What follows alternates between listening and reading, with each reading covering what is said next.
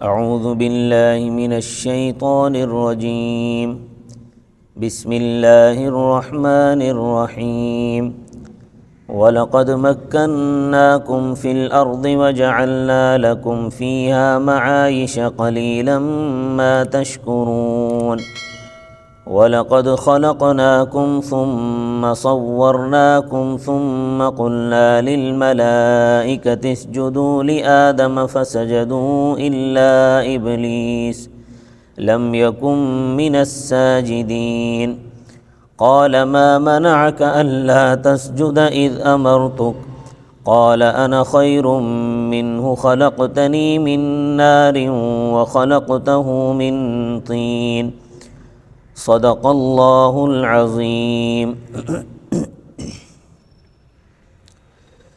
سورت کے شروع سے ہی عدم ایمان پر ترغیب تھی۔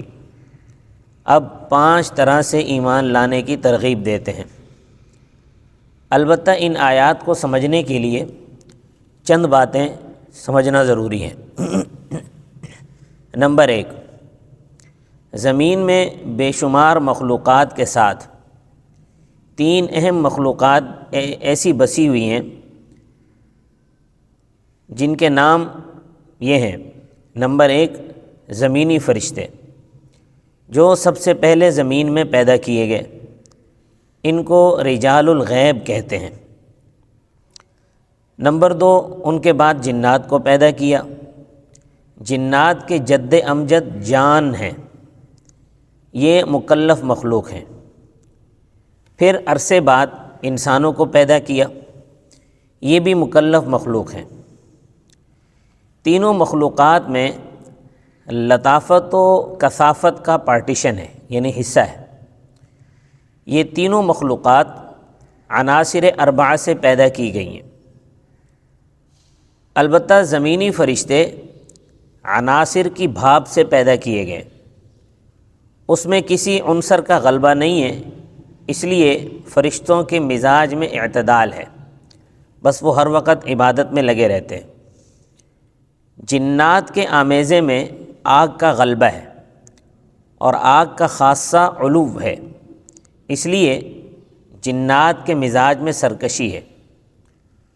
اور انسان کے آمیزے میں خاک کا غلبہ ہے اور خاک پامال ہے، پیروں تلے دبی رہتی ہے، اس لیے انسان کے مزاج میں خاکساری ہے۔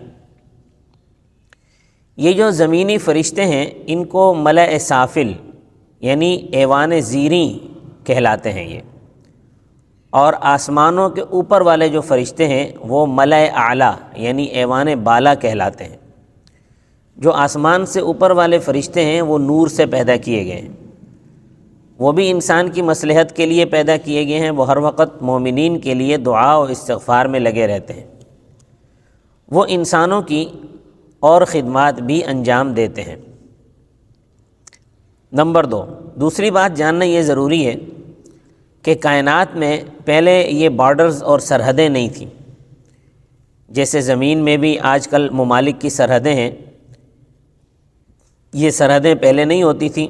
اسی طرح پوری کائنات میں کوئی سرحدیں نہیں تھیں، زمینی مخلوقات آسمان میں جاتی تھیں۔ آدم و حوا علیہم السلام کو پیدا کر کے اللہ نے جنت میں بسایا تھا، پھر بعد میں پابندیاں لگیں۔ اب عام طور پر جنات اور انسان آسمانوں پر نہیں جا سکتے، پہلے جا سکتے تھے۔ تیسری بات یہ جاننا ضروری ہے، کہتے ہیں کہ عزازیل یعنی ابلیس یہ آسمانوں میں فرشتوں کے درمیان ہی بود و باش رکھتا تھا، اور یہ فرشتوں کا شاگرد تھا، ان کے زمرے میں شامل تھا۔ وہ معلم الملکوت تھا۔ معلم یہ اسم مفعول ہے، یعنی سکھلایا ہوا، یعنی شاگرد، مگر عربی میں چونکہ اعراب نہیں لگاتے تو مشہور لفظ معلم ہو گیا، اسم فاعل ہے، یعنی سکھانے والا یعنی استاد، تو لوگوں نے اس کو معلم الملکوت پڑھ لیا کہ ابلیس جو ہے وہ فرشتوں کا استاذ کہہ دیا۔ حالانکہ فرشتے تعلیم کے محتاج نہیں ہیں، کیونکہ تعلیم کی محتاج مکلف مخلوق ہوتی ہے، فرشتے مکلف نہیں ہیں، تو اس لیے تعلیم کے محتاج بھی نہیں ہیں۔ چوتھی بات یہ جاننا ضروری ہے کہ ابلیس کا معنی ہوتا ہے اللہ کی رحمت سے مایوس، اور شیطان کا معنی ہوتا ہے سرکش شرارتی۔ یہ تینوں القاب، یہ ابلیس اور شیطان، یہ دونوں القاب ابلیس کے ہیں۔ کہتے ہیں کہ اس کا نام فرشتوں کے نام کے ہم وزن یعنی عزازیل ہے۔ اس کی کیا معنی؟ اس کا معنی معلوم نہیں ہے، کیونکہ یہ عربی زبان کا لفظ نہیں ہے بلکہ یہ سریانی یا عبرانی زبان کا لفظ ہے۔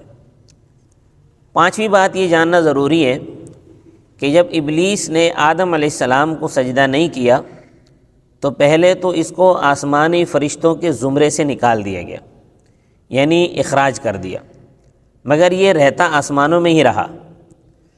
پھر جب اس نے دھوکہ دے کر دادا دادی کو پھسلایا تب اس کو جنت سے بھی نکال دیا گیا، یعنی جنت سے نکال کر آسمانوں سے اتار دیا گیا۔ یہ اس کا دوسرا اخراج ہے۔ تو دونوں اخراجوں میں کسی قسم کا اشتباہ نہیں ہونا چاہیے۔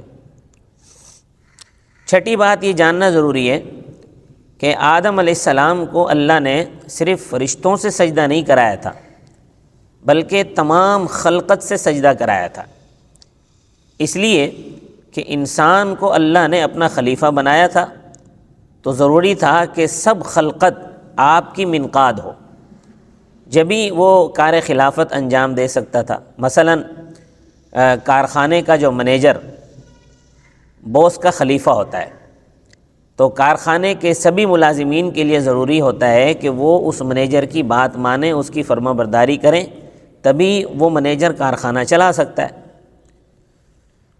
فرشتوں کی تخصیص اشرف المخلوقات ہونے کی وجہ سے ہے۔ بادشاہ اگر وزراء کو کسی کے اکرام کا حکم دے تو وہ حکم سب رعایا کے لیے ہوتا ہے، اگرچہ وہ حکم کسی خاص مرتبے والے کو دیا جاتا ہے لیکن ہوتا وہ تمام رعایا کے لیے ہے۔ یہاں بھی ان آیتوں میں بھی اس کی صراحت موجود ہے اور سورۃ الکہف میں بھی اس کی صراحت موجود ہے کہ اللہ نے ابلیس کو بھی سجدے کا حکم دیا تھا جبکہ وہ جنات میں سے تھا۔ سورۃ الکہف میں اس کی بھی صراحت ہے کہ ابلیس کے علاوہ دوسرے جنات نے سجدہ کیا تھا، صرف ابلیس ہی اکڑ گیا تھا، اس لیے وہ راندہ درگاہ ہوا۔ ساتویں بات یہ جاننا ضروری ہے کہ آدم اور حوا علیہم السلام کو زمین پر پیدا کیا گیا تھا، تو سجدہ بھی زمین پر ہی کرایا گیا ہوگا۔ تو یہ سجدہ رمزی تھا، انقیاد کا پیکر تھا۔ پھر اس کے بعد دادا دادی کو، آدم و حوا کو جنت میں بسایا گیا۔ جنت سے فائدہ اٹھانے کی عام اجازت دی گئی، صرف ایک معین درخت سے منع کیا گیا جس کا نام مر تھا، لیکن ابلیس نے دادا دادی کو پھسلا کر ان کو یہ بتا دیا، یہ ان کو یقین دلا دیا کہ اس درخت کا نام امر ہے، یعنی یہ درخت امر ہے۔ ترغیب کے بعد 5 طرح سے ایمان لانے کی ترغیب دیتے ہیں اللہ تبارک و تعالی۔ اللہ تبارک و تعالی نے انسان پر اپنی 5 نعمتوں کا تذکرہ فرماتے ہیں تاکہ یہ شکر گزار بندے بنیں اور ایک اللہ ہی کو معبود مانیں اور شرک سے بچیں۔ 5 باتوں میں سے پہلی بات یہ ہے کہ اللہ تعالیٰ نے انسان کو زمین میں قدرت بخشی ہے، وہ جس طرح چاہتا ہے اس میں تصرف کر سکتا ہے۔ اس میں وَلَقَدْ مَكَّنَّاكُمْ فِي الْأَرْضِ۔ دوسری نعمت، زمین میں اللہ نے انسان کے لیے اسباب زندگی فراہم کیے ہیں، اس کی کوئی ضرورت ایسی نہیں جو زمین سے پوری نہ ہوتی ہو، ورنہ فضا میں اور سیارے بھی موجود ہیں۔ آج کل سائنسدان پورا زور لگا رہے ہیں کہ کسی سیارے پر زندگی کے کوئی آثار مل جائیں، مگر اللہ نے اسباب معیشت صرف زمین میں رکھے ہیں۔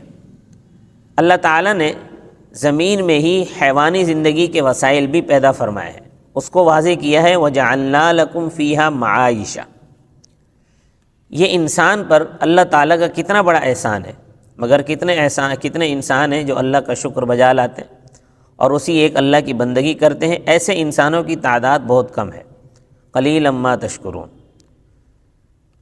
انشاءاللہ بقیہ اس آیت کی بقیہ تشریح اگلے درس میں ہمارے ساتھ جڑے رہیے، اور آیات کا ترجمہ بھی انشاءاللہ اگلے درس میں ہوگا۔ صدق اللہ العظیم۔